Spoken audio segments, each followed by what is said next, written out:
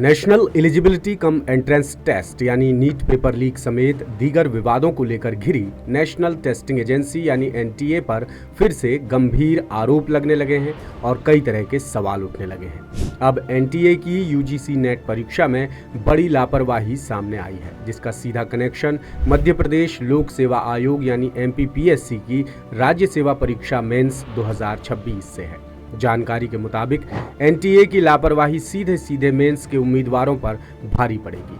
विवाद सामने आने के बाद 10 सूत्र की पड़ताल में पता चला कि एनटीए ने 22 से 23 जून तक यूजीसी नेट कराई थी, लेकिन 45 दिन बाद अचानक फैसला लिया गया कि 3 पेपर फिर से कराए जाएंगे। ये रही वो आधिकारिक सूचना जो एनटीए ने बीती रात जारी की है। इसके मुताबिक नेट के अंग्रेजी, कॉमर्स और सोशियोलॉजी के फिर से पेपर लिए जाएंगे। वजह, पेपर में गलतियों को लेकर शिकायत मिली है, जिसकी जांच के लिए कमेटी बनाई गई है। परीक्षा निष्पक्ष तरीके से हो सके, इसलिए पेपर फिर से कराए जाएंगे। नए शेड्यूल के मुताबिक अंग्रेजी का पेपर 9 सितंबर को शिफ्ट 1 में, कॉमर्स का पेपर भी 9 सितंबर को शिफ्ट 2 में और सोशियोलॉजी का पेपर 10 सितंबर को शिफ्ट 1 में रखा गया है। खास बात यह है कि उम्मीदवारों से कोई फीस नहीं ली जाएगी। अब बताते हैं कि इसका एमपीपीएससी मेंस से क्या कनेक्शन है। दरअसल यूजीसी नेट दोबारा होने की वजह से राज्य सेवा परीक्षा मेंस की तारीखें उलझ गई हैं। मेंस पहले से ही 7 से 12 सितंबर तक तय है, जिसमें करीब 4000 उम्मीदवार बैठेंगे। लिहाजा उम्मीदवारों को अब यूजीसी नेट या पीएससी मेंस दोनों में से किसी एक एग्जाम को छोड़ना होगा, क्योंकि नेट का शेड्यूल 9 और 10 सितंबर को तय है और अब शेड्यूल बदलने के चांसेस बेहद कम नजर आ रहे हैं।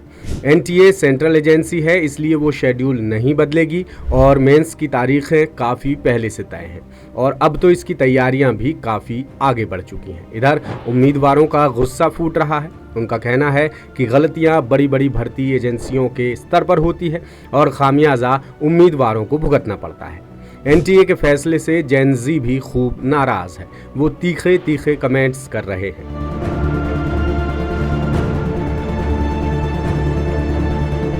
युवाओं का कहना है कि एजेंसियों से जुड़े अधिकारी कर्मचारी या तो कामचोर हैं या फिर जानबूझकर देश को खोखला कर रहे हैं।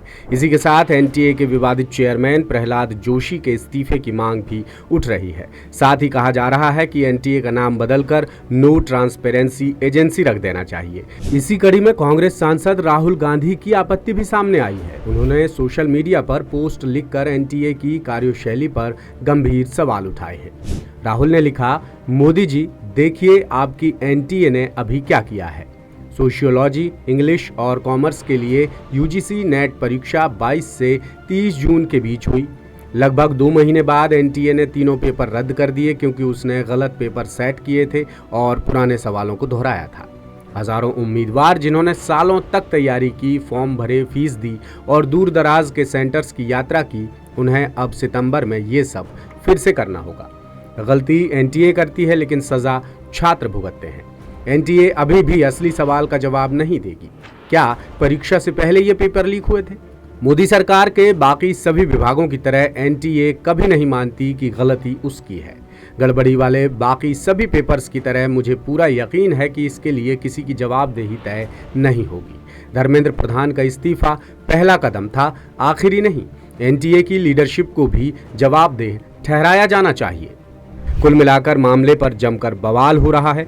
फिलहाल नौजवान तारीखों में बदलाव की मांग कर रहे हैं, मगर अभी एनटीए या एमपीपीएससी की तरफ से ऐसी कोई जानकारी सामने नहीं आई है। बहरहाल इस मुद्दे पर आपकी क्या राय है, कमेंट करके जरूर बताएं।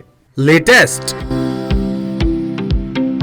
इन्वेस्टिगेटिव और इन डेप्थ खबरें देखने के लिए ज्वाइन कीजिए द सूत्र का व्हाट्सएप चैनल, सब्सक्राइब कीजिए यूट्यूब चैनल, लाइक कीजिए फेसबुक पेज और पढ़ते रहिए www.daसूत्र.com।